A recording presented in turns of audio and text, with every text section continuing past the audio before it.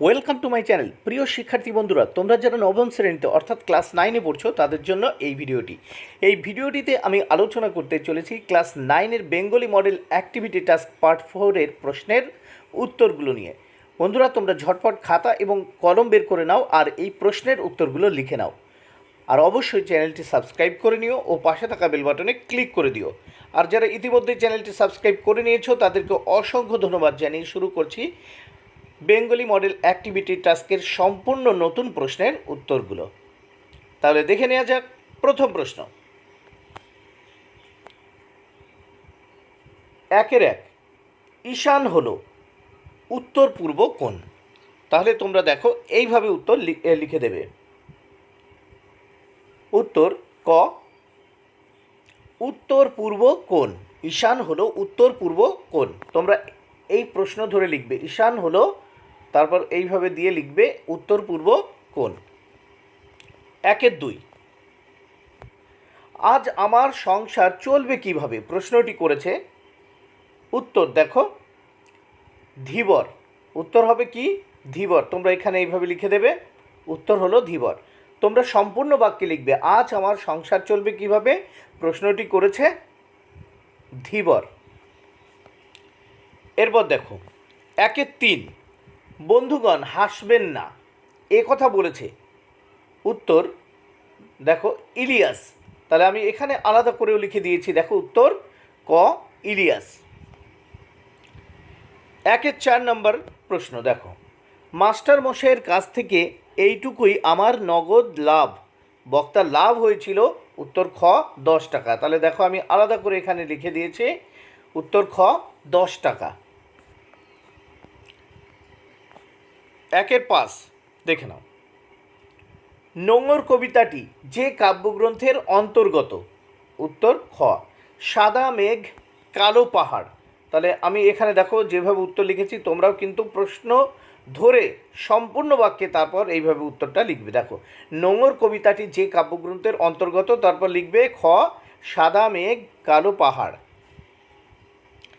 এরপর দেখো 2 দাগে যে প্রশ্নগুলো আছে সেই প্রশ্নের উত্তর লিখতে হবে। কম বেশি 15টি শব্দের মধ্যে উত্তর লেখো। আচ্ছা, তাহলে প্রথম দেখে নেওয়া যাক 2-1 প্রজা চমকিত। প্রজা চমকিত কেন? উত্তর কলিঙ্গ রাজ্যে প্রজারা চমকে উঠেছিল কারণ শস্যপূর্ণ গোলা উল্টে পড়ে তছনছ হয়ে গিয়েছিল। শস্যহানির আশঙ্কায় ও অনাহারের কল্পনায় তারা চমকে উঠেছিল। আবার একবার বলছি, দেখে নাও। কলিঙ্গ রাজ্যে প্রজারা চমকে উঠেছিল কারণ শস্যপূর্ণ গোলা উল্টে পড়ে তছনছ হয়ে গিয়েছিল।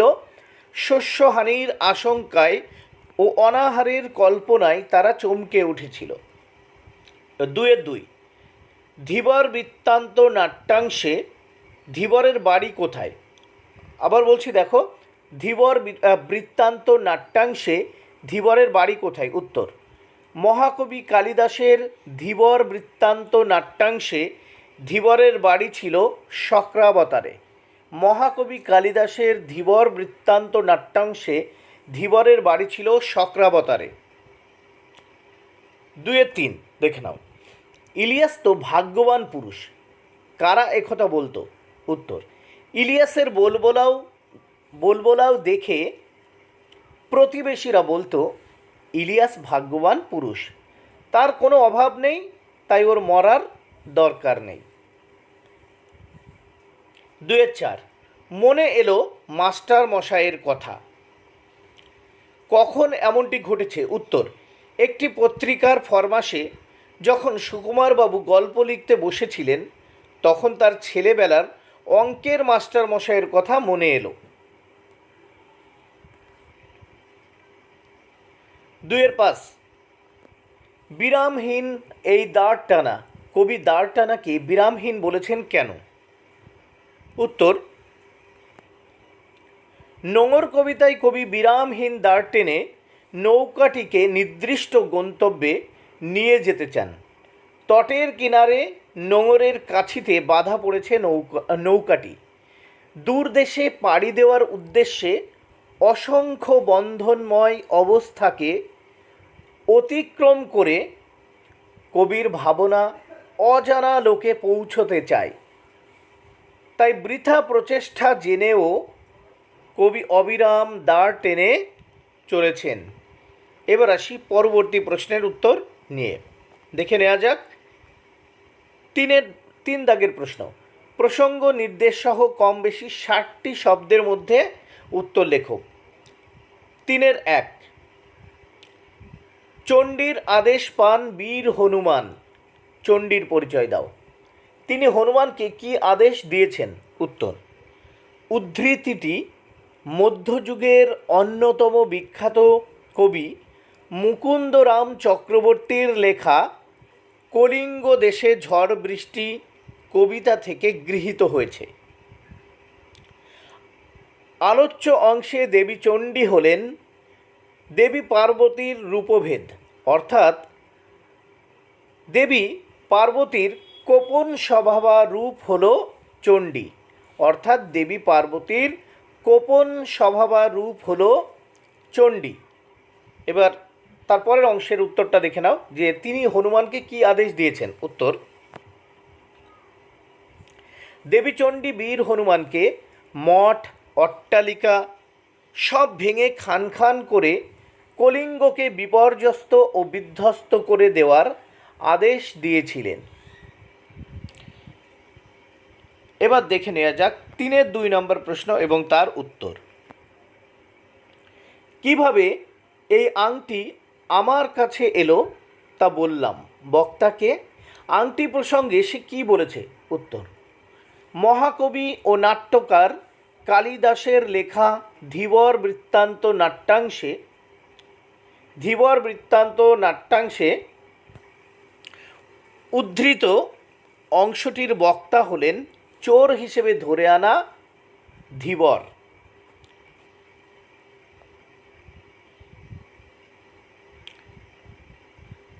ধীবর অর্থাৎ জেলে জানিয়েছে সে জলে বড়শি ইত্যাদি নানা উপায়ে মাছ ধরে সংসার চালায়। একদিন একটা রুই মাছ যখন সে খণ্ড খণ্ড করে কাটল, তখনই সে মাছের পেটের মধ্যে মণিমুক্তায় ঝলমলে এই আংটিটি পেয়েছিল। আর সেই আংটি বিক্রি করার চেষ্টায় জেলে যখন লোককে তা দেখাচ্ছিল, তখনই নগর রক্ষক তাকে ধরেছিল।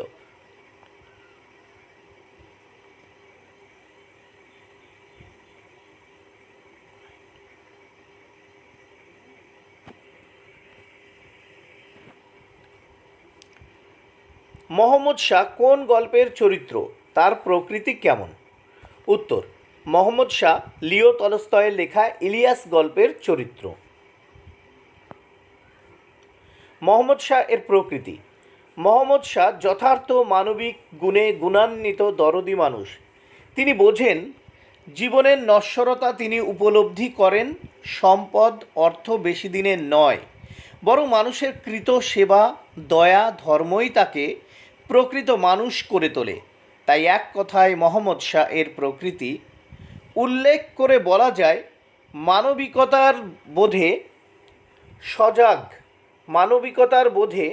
সজাগ তিনি এক সত্যিকারের মানুষ। এখানে দুবার বোধে কথা লেখা হয়েছে, একটা বোধে কেটে দেবে, ঠিক আছে। মানবিকতার বোধে সজাগ তিনি এক সত্যিকারের মানুষ।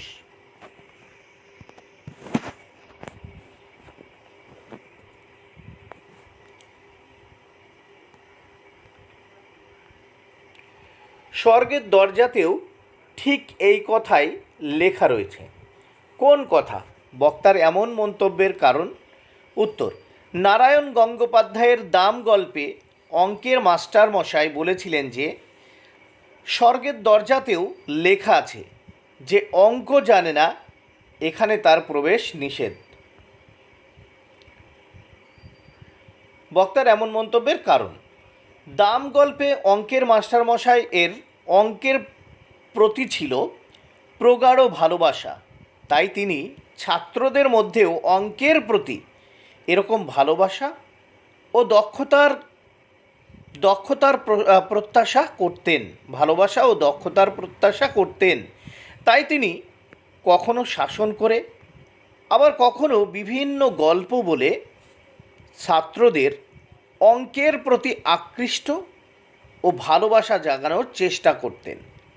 তিনি ছাত্রদের বলেছিলেন, গ্রিক দার্শনিক প্লেটোর দরজায় লেখা থাকতো, অঙ্ক না জানলে প্রবেশ নিষেধ।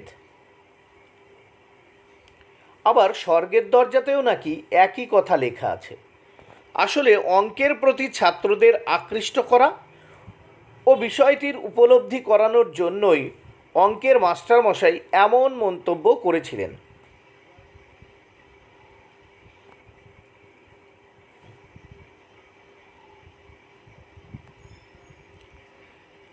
টিনের পাস। আমার বাণিজ্য তরী বাধা পড়ে আছে।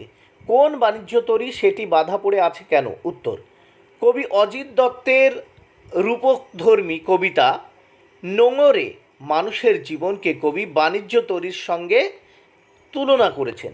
কবি অজিত দত্তের রূপকধর্মী কবিতা নোঙর-এ মানুষের জীবনকে কবি বাণিজ্য তরীর সঙ্গে তুলনা করেছেন। এবার সেটি বাধা পড়ে আছে কেন? দ্বিতীয় অংশের উত্তর দেখে নাও। জীবনের এই বাণিজ্য তরীতে মানুষ নিজ নিজ পসরা সাজিয়ে জীবনের পথে অগ্রসর হয়। জীবন তরীকে নির্দিষ্ট লক্ষ্যে পৌঁছে দিতে সাহায্য করে উদ্যম ও কর্মচঞ্চলতা, যা নৌকার দাঁড়ের মতো কাজ করে। কিন্তু মানুষের জীবন সর্বদা স্বপ্ন ও স্বপ্নভঙ্গের সুতোয় বাঁধা।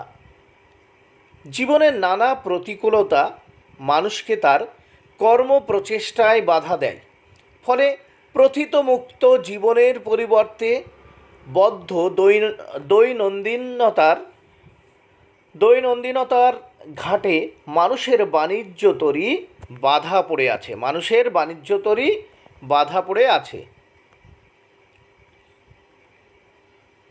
এবার 4 নম্বর প্রশ্ন দেখে নাও।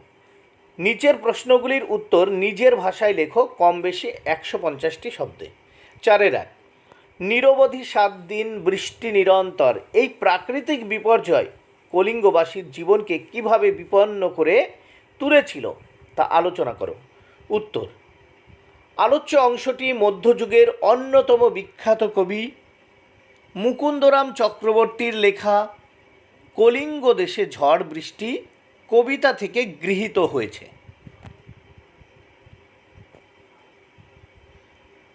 দেবী চণ্ডীর মায়া বলে 7 দিন ধরে একটানা সীমাহীন বর্ষণে ও ঝড়ের তাণ্ডবে কলিঙ্গের জনজীবন বিপর্যস্ত হয়ে পড়ে। মুষলধারে বৃষ্টি আর মেঘের ভয়ঙ্কর গর্জনে ভীত হয়ে প্রজারা ঘর ছেড়ে পালাতে শুরু করে। ক্ষেতের ফসল উল্টে পড়ে ও তাতে পচন ধরে, এমনকি ঘরের শস্যও পচে নষ্ট হয়ে যেতে থাকে। কলিঙ্গ প্লাবিত হয়, পথঘাট জল স্থল আলাদা করে চেনা যায় না। গর্তের সাপ জলে ভেসে বেড়ায়। কলিঙ্গের অন্ধকারাচ্ছন্ন আকাশে ঘন ঘন বাজ পড়ে। আকাশ ততটাই মেঘাচ্ছন্ন থাকে যে দিন রাতের পার্থক্য, মানে আকাশ এতটাই মেঘাচ্ছন্ন থাকে যে দিন রাতের পার্থক্য বোঝা যায় না। বাজ পড়ার শব্দে কেউ কারো কথা শুনতে পায় না। মানুষ এই ঝড়ঝঞ্ঝা ও মেঘের গর্জনে ভীত হয়ে জৈমিনী মুনিকে স্মরণ করে। বৃষ্টির সঙ্গে আকাশ থেকে তালের মতো বড় বড় শিলা ঘরের চাল ভেদ করে, বড় বড় শিল বৃষ্টির সঙ্গে আকাশ থেকে তালের মতো বড় বড় শিল ঘরের চাল ভেদ করে মেঝেতে পড়তে থাকে। একটানা ঝড় বৃষ্টিতেও নদীর বানভাসী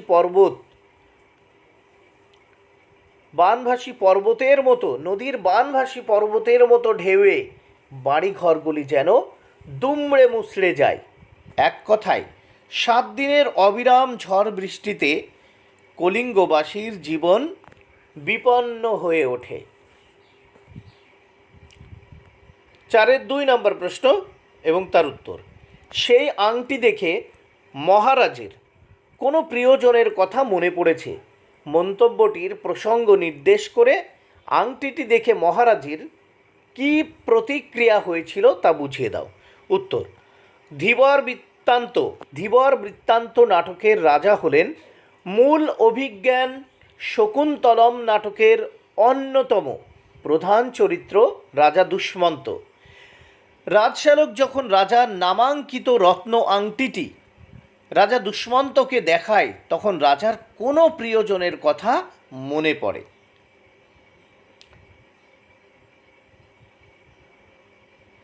আংটিটি দেখার পর রাজা দুষ্মন্তের মধ্যে নানারূপ প্রতিক্রিয়া দেখা যায়। তিনি উদাস দৃষ্টিতে ও নীরব থেকে নিজের কৃত পাপের জন্য মনে মনে তপ্ত হয়। নিজেও কৃত পাপের জন্য মনে মনে তপ্ত হয়। এখানে নিজে লিখবে অথবা নিজে কৃত পাপের জন্য মনে মনে তপ্ত হয়। তাছাড়া যে আংটিটি না পাওয়ার জন্য রাজার জীবনে এত বিপত্তি, সেই আংটির জন্য তিনি ধীবরের প্রতি বিন্দুমাত্র ক্রোধ প্রকাশ করেননি। বিন্দুমাত্র ক্রোধ প্রকাশ করেননি, বরং ধীবরের মাধ্যমে আংটিটি ফিরে পাওয়ায় রাজা দুষ্মন্ত ধীবরকে আংটিটির সমমূল্য প্রদানের ব্যবস্থা করেন। এই ঘটনা থেকে রাজা দুষ্মন্তের উদার মানসিকতা, সহনশীলতা ও দরদি মনের পরিচয় পাওয়া যায়। এবার দেখে নেওয়া যাক 4-এর 3 নম্বর প্রশ্ন এবং তার উত্তর। ইলিয়াস গল্প অনুসরণে ইলিয়াস চরিত্রটি বিশ্লেষণ করো। উত্তর, ইলিয়াস গল্পের প্রধান চরিত্র হলো ইলিয়াস। ইলিয়াস গল্পে লিও তলস্তয় ইলিয়াসের চরিত্রকে সুন্দর সুস্পষ্টভাবে ফুটিয়ে তুলেছেন। প্রথম পয়েন্ট দেখো, সৎ ও পরিশ্রমী। বাস্কির ইলিয়াস পিতার মৃত্যুর পর দিন রাত পরিশ্রম করে জীবিকা নির্বাহ করতে থাকে। এ ব্যাপারে তার স্ত্রীও সাহায্য করে। ইলিয়াস আর তার স্ত্রী সবার আগে ঘুম থেকে ওঠে আর সবার শেষে ঘুমোতে যায়। সকাল থেকে রাত পর্যন্ত কঠোর পরিশ্রম করে। কঠোর পরিশ্রমের মাধ্যমে সে সৎ থেকে তার অবস্থার উন্নতি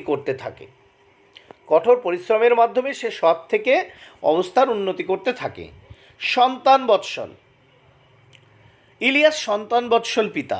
একই সঙ্গে দুঃখেও স্থিতপ্রজ্ঞ। বড় ছেলে মারামারিতে মারা যায়, ছোট ছেলেকে নিজেই বাড়ি থেকে তাড়িয়ে দেয়, কিন্তু বিতাড়িত সন্তানকে সে সম্পূর্ণ নিঃস্ব করে না। তাকে একটা বাড়ি, কিছু গরু ঘোড়া দিল, মেয়েকেও বিয়ে দেয়। এভাবেই ইলিয়াস তার সন্তান বাৎসল্যের উজ্জ্বল স্বাক্ষর রেখেছে। পরের পয়েন্ট, শান্তিপ্রিয় মানুষ। ইলিয়াস শান্তিপ্রিয় মানুষ বলেই ছোট ছেলের ঝগড়াটে বউকে বাড়িতে রাখেনি, বরং ছেলে সহ তাদের বিদায় করেছে। বিচক্ষণতা। ইলিয়াস বিচক্ষণতার অধিকারী, তাই মনিবকে অখুশি করে না। পরিস্থিতির সঙ্গে নিজেকে মানিয়ে নিয়ে মজুরের জীবনে প্রবেশ করতেও তার দ্বিধা নেই, বরং সানন্দেই সে এ কাজ করেছে। পরের পয়েন্ট, সৌজন্য ও সম্ভ্রমবোধ সচেতন। মজুর ইলিয়াসকে অতিথিদের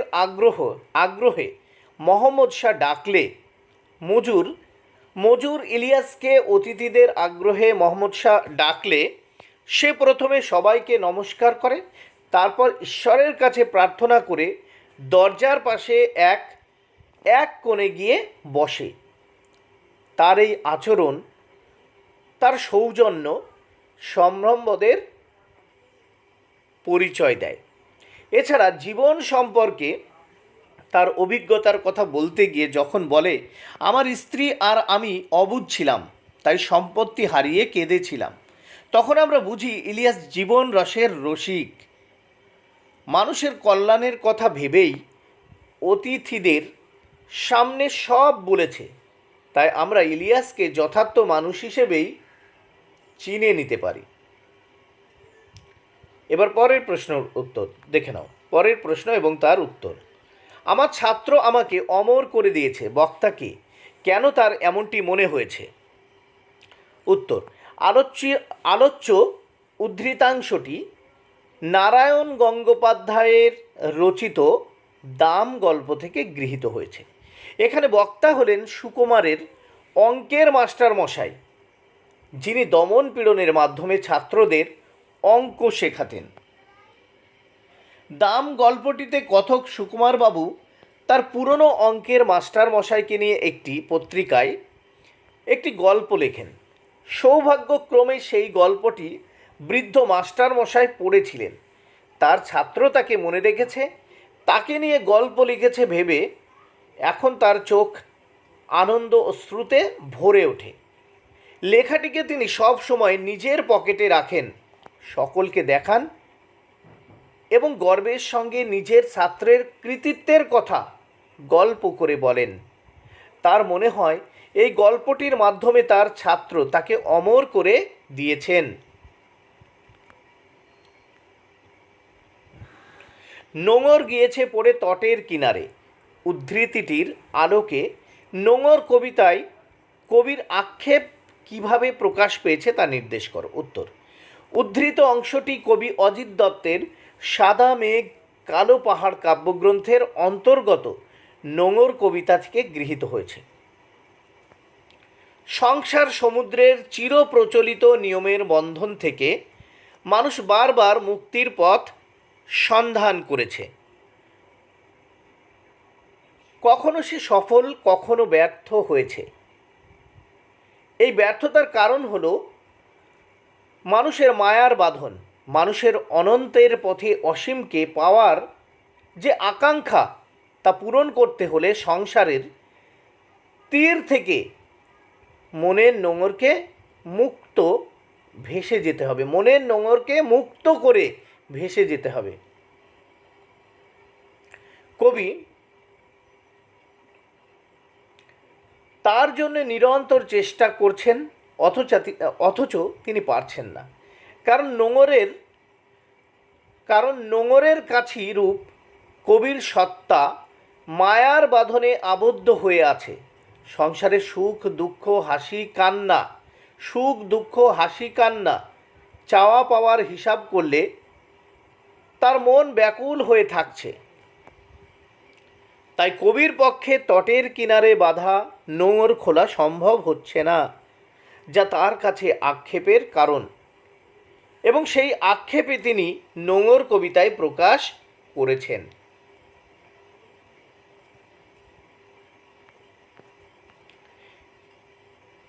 এবার দেখে নাও, নির্দেশ অনুযায়ী উত্তর দাও। 5-1 শ্লোক থেকে 16 এক্ষেত্রে ঘটেছে দেখো মধ্য স্বরাগম। তাহলে অপশন গ উত্তর হবে কি? মধ্য স্বরাগম।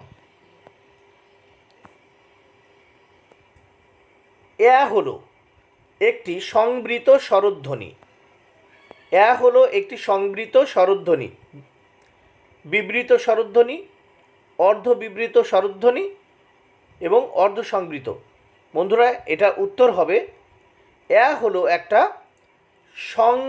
অর্ধ সংবৃত স্বরধ্বনি। উত্তর হবে গ অর্ধ সংবৃত স্বরধ্বনি। উত্তর গ। আবার বলছি, হলো একটি অর্ধ সংবৃত স্বরধ্বনি। উত্তর হবে গ। তাহলে আবার একবার দেখে নাও 5-2। এখানে যেহেতু উত্তরটা লেখা হয়নি সেই জন্য আবার বলছি, হলো একটি, উত্তর গ, অর্ধ সংবৃত স্বরধ্বনি। উত্তর হবে গ। হলো অর্ধ সংবৃত স্বরধ্বনি। তারপর দেখে নাও, এখানেও এই উত্তরটি লেখা হয়নি। 5-3 দেখে নাও, বিদেশি উপসর্গ যোগে উৎপন্ন একটি শব্দ হলো। উত্তর দেখে নাও, আম জনতা। উত্তর হবে অপশান ক, আমজনতা। উত্তর অপশান ক ইজ দ্য রাইট অ্যান্সার। বিদেশি উপসর্গযোগে উৎপন্ন একটি শব্দ হলো আমজনতা। আবার দেখে নাও, আবার বলছি, বিদেশি উপসর্গযোগে উৎপন্ন একটি শব্দ হলো, উত্তর ক, আমজনতা। উত্তর তাহলে ক, উত্তর হবে ক, আমজনতা। মৌলিক ও সাধিত ধাতুর একটি পার্থক্য লেখো। উত্তর, মৌলিক ধাতু একটি দল নিয়ে গঠিত, আর সাধিত ধাতু একাধিক দল নিয়ে গঠিত। তাহলে উত্তর কি? মৌলিক ধাতু একটি দল নিয়ে গঠিত, আর সাধিত ধাতু একাধিক দল নিয়ে গঠিত। 5 ধাত্ববয় প্রত্যয়ের একটি উদাহরণ দাও। দেখো, একটি ধাত্ববয় প্রত্যয়ের উদাহরণ হলো, আমি এখানে অনেকগুলো উদাহরণ দিয়েছি। নিচ, শন, এগুলো হচ্ছে সংস্কৃত ধাত্ববয় প্রত্যয়। নিচ, শন, যে কোনো একটা লিখবে, অথবা আ ডয়শূন্য ডয়াকারের রা, আ ডয়শূন্য ডয়াকারের রা, এগুলো হচ্ছে বাংলা ধাত্ববয় প্রত্যয়। তোমরা যে কোনো একটি লিখবে, আমি এখানে লিখে দিয়েছি, দেখো এখান থেকে তোমরা যে কোনো একটি, নিচ, শন, এগুলো সংস্কৃত, আ ডয়শূন্য ডয়াকারের রা, এই দুটো হচ্ছে বাংলা। এর ভিতর তুমি আও লিখতে পারো, এখান থেকে সংস্কৃত থেকে নিচ বা শনও লিখতে পারো। ঠিক আছে, যে কোনো একটি লিখবে। অনুসর্গের দুটি নাম উল্লেখ করো। উত্তর, অনুসর্গের অন্য দুটি নাম হলো পরসর্গ ও কর্মপ্রবচনীয়। পরসর্গ ও কর্মপ্রবচনীয়। এবার আসি দেখি ভাব সম্প্রসারণ। ধর্মের নামে মোহ এসে যারে ধরে, অন্ধ সেজন মারে আর শুধু মরে। তাহলে উত্তর দেখে নাও, মূল ভাব। ধর্মের বেশ ধরে আসা মোহে আমরা যদি আবিষ্ট হই, তবে সেই মোহে অন্ধ হয়ে অপরকেই কেবল হত্যা করে না, নিজেকেও সে হত্যা করে। এবার সম্প্রসারিত ভাবটি দেখে নিই। মানব সভ্যতার বিকাশের সঙ্গে সঙ্গে মানুষের মনে যে ধর্মচিন্তা জেগে ওঠে, সেই ধর্ম হলো যা ধারণ করে মানুষ মনুষ্যত্ব বজায় রাখে। এই ধর্মচিন্তা বিষয়ে পক্ষে বিপক্ষে ভাগ হয়ে মানুষ হয়েছে বিভাজিত। ধর্মাদর্শ নিয়ে লেগে আছে নিত্য বিবাদ। ব্যক্তি মানুষকে ছাপিয়ে বৃহৎ সমাজ দেহে আবদ্ধ হয়ে পড়ে ধর্ম। শ্রেষ্ঠত্ব প্রতিষ্ঠার লক্ষ্যে অন্যকে আঘাত করতেও পিছুপা হয় না। সভ্যতার পথে এগিয়ে চলা মানুষ ধর্ম বিষয়ে হয়ে পড়েছে সংকীর্ণ। সকল ধর্মের মূল কথা ও লক্ষ্য ইতিবাচক হলেও পৃথকভাবে একে অপরকে দেখে অবজ্ঞা করে, ঘৃণা করে। মনুষ্যত্ব অপেক্ষা তার বড় পরিচয় ধর্মমত। জীবনের সমস্ত আবেগের থেকে সক্রিয় ধর্মীয় আবেগ। ধর্মান্ধ মানুষ সংকীর্ণ মোহের বশে স্বধর্মাবলম্বীকেই আপন করে ভাবে, ঘৃণা করে ভিন্ন ধর্মীয় শাস্ত্রবিধি অনুসরণকারীদের, সমাদর করে স্বধর্মীয় শাস্ত্রাচার মান্যকারীদের। এরা আসলে অন্ধভাবে ধর্মের অপব্যাখ্যা করে অবমাননা করে মানব ধর্মের, অবমাননা করে মানব ধর্মের। এরূপ মনোভাব ও মোহাচ্ছন্নতায় বিপদাপন্ন হয় সে নিজে। এরূপ মনোভাব ও মোহাচ্ছন্নতায় বিপদাপন্ন হয় সে নিজে ও সমগ্র জাতীয় জীবন। মানব ধর্মকে সার্থক ও সর্বাঙ্গ সুন্দর করে তুলতে শুভ বুদ্ধি সম্পন্ন সমস্ত মানুষের উচিত ধর্মীয় মোহজাল ছিন্ন করে মানব ধর্মের জয়গাথা রচনা করা। কেননা প্রকৃত ধর্মচেতনা মানুষকে উদার, মহৎ, সহনশীল করে তোলে। বন্ধুরা, যদি ভিডিওটি ভালো লাগে অবশ্যই চ্যানেলটি সাবস্ক্রাইব করে নিও ও পাশে থাকা বেল বাটনে ক্লিক করে দিও। আর যারা ইতিমধ্যেই চ্যানেলটি সাবস্ক্রাইব করে নিয়েছো তাদেরকে অসংখ্য ধন্যবাদ জানিয়ে আজকের মতো শেষ করছি। Thank you very much. Keep watching my channel and my video.